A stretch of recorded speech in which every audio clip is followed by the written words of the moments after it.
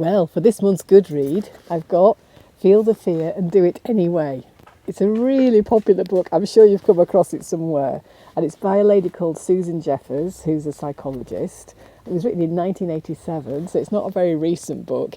It's the sort of book you see in second-hand shops and very easy to pick up.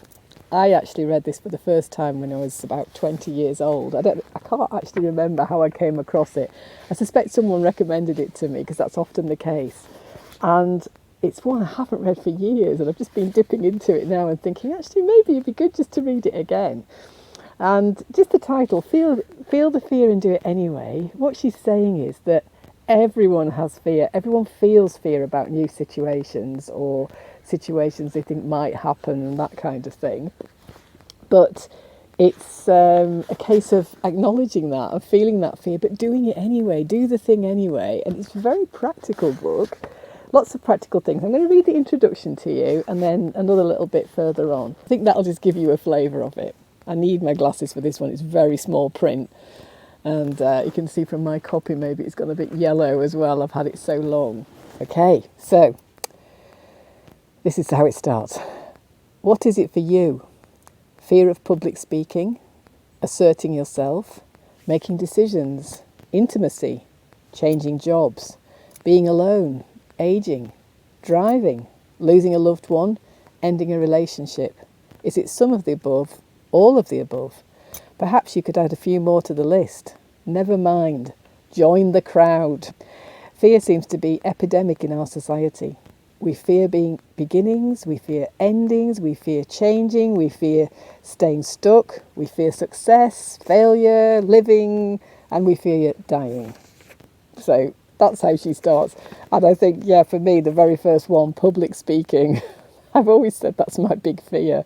And it really quite makes me laugh now because I'm doing YouTube videos, which isn't quite public speaking. I must admit, if someone turned up and said, you've got to give a big talk on the stage to 100 people or more, I would feel fear. I think, though, now I would have a go. And that's quite something for me. So that's one of my big fears. I'm not a lover of driving in places I don't know either, but I will do it. But if someone said I had to drive to Toulouse, for instance, now and go through the centre, I'd be like, oh my God, I don't know about that. But I know I'm capable of doing it. And we've all got different fears.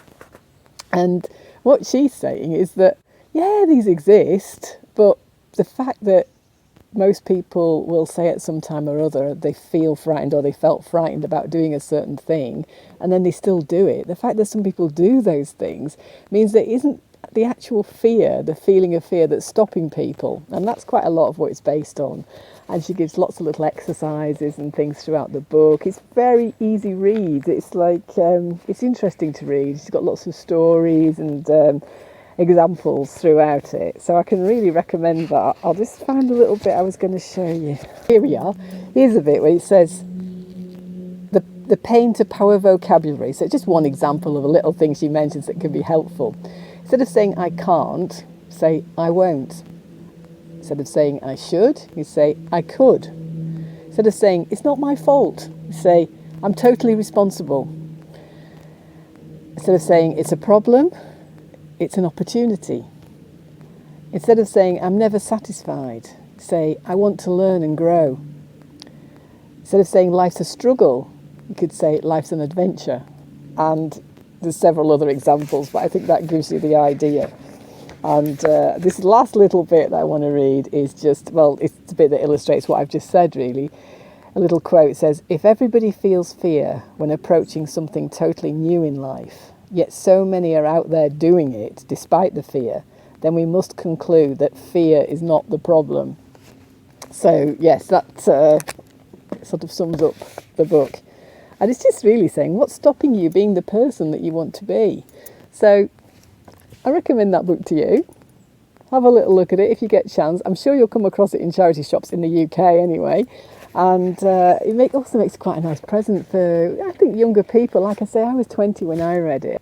And I think it really did have quite an impact on me at that age. And it still feels relevant. It's maybe some certain little bits might be a little bit old-fashioned, but really, no, I think it's still relevant today. So I am going to have another read of that.